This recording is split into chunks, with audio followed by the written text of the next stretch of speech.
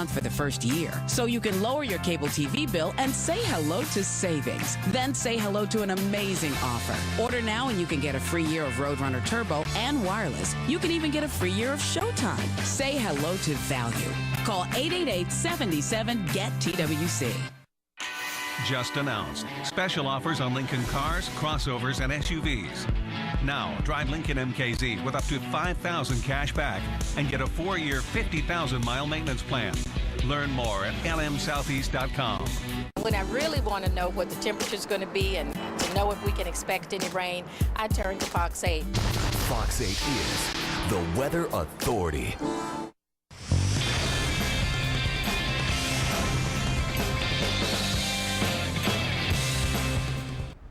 The fiscal year just started and state leaders are already looking towards a huge budget deficit. Why Governor Perdue's call for a reformed government is getting mixed reviews. And the mega church pastor that's fighting a legal battle, should he be trying to stay out of the public eye? Why some say a new billboard is just really bad timing. Good morning, I'm Cindy Farmer. I'm Brad Jones. Thanks for starting your day with us. We'll start your day with a forecast, right, Tom? Oh, yeah. You'll notice that it's not quite as cool out there this morning as what we saw yesterday morning. We're in the 50s right now, 55 degrees coming out of PTI, 46 for Burlington, 51 Winston-Salem, still in the 40s there in Reedsville, 53 degrees from High Point, 45 coming out of Lexington at this point. Now, we are going to have some breeze again today. Yesterday, the day before, we all saw breezy days, already up to 10-mile-per-hour winds. This is that cold front that's promising was going to be coming through. It is making progress, and it is going to be increasing our wind speeds as it kind of compresses the systems there. This is the same system that caused those problems in Arkansas yesterday, a very rare situation where they did see some tornadoes there. Not nearly that strong once it gets to us, okay? Just want to tell you that. We're going to be seeing those breezes, though, gusting up to about probably 25 miles per hour or so. So just be prepared for that and be aware of that. Both hands on the wheel as you're out there driving. But as promised, the high-pressure system is going to be moving in. Our temperatures are going to be going up.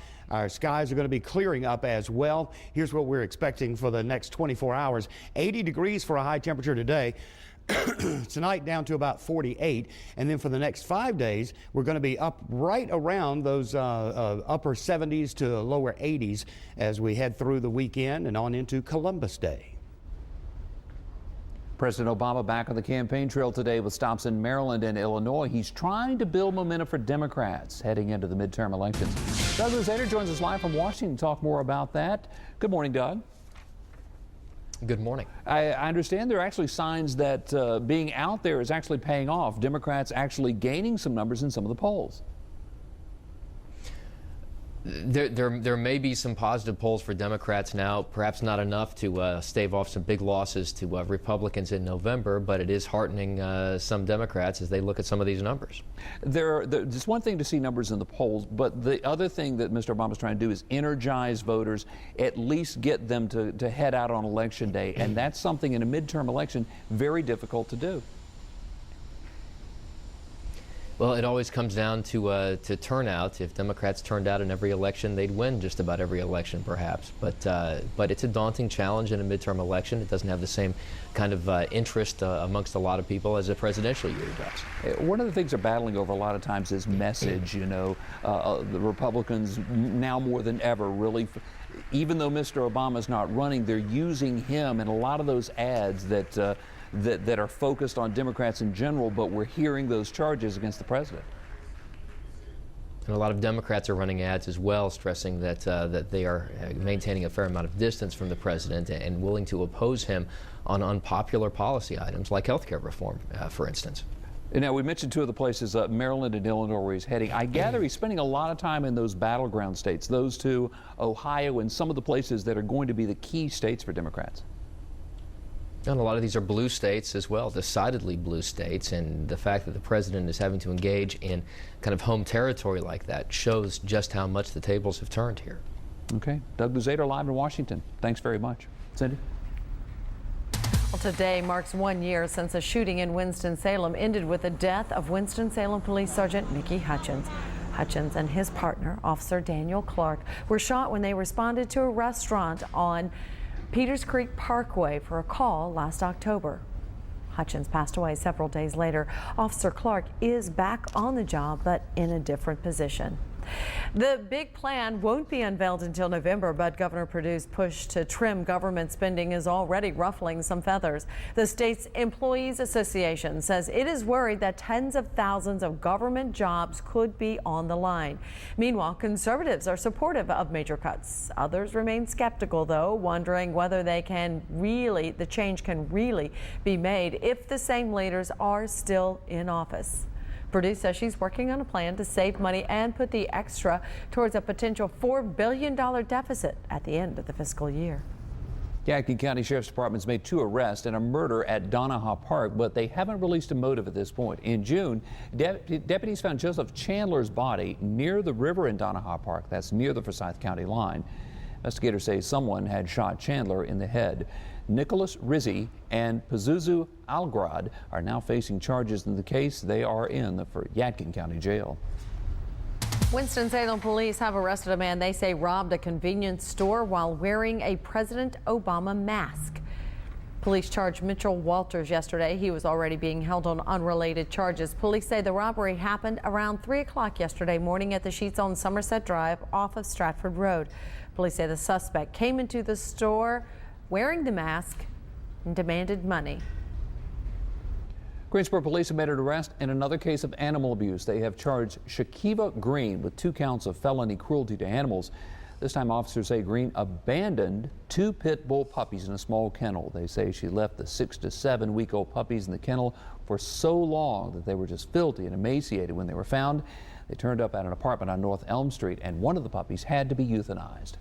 Our state's Attorney General is in the triad. Roy Cooper is set to speak at the first annual Domestic Violence Workshop in Greensboro. He'll talk about the programs that can help keep domestic violence victims' addresses safe from their abusers. Cooper's also expected to talk about the need for stronger laws and protecting victims and their families. People in Washington can now do more than get a driver's license at the DMV. They can also get HIV tests absolutely free. Courtney Robinson shows us what this pilot program's trying to accomplish. It's a place most everyone has to go, and that fact is the driving force behind HIV testing at the Penn Branch DMV in Southeast. There's still a lot of fear and a lot of stigma, and I think this project really is attempting to normalize testing. Through the collaboration of a public-private partnership and a $250,000 grant, any resident who comes into the branch can take the test, get their results in 20 minutes, and receive up to $15 for their DMV service. Clara Davis took advantage of it and says the process was discreet and fast. Because I think it's important to make sure everyone is tested, and if they should come up positive, which I hope they don't, that's something they know so that they can, start getting treatment. According to the Department of Health, more than 16,000 Washingtonians are living with HIV/AIDS. Many more don't know it because they've never been tested.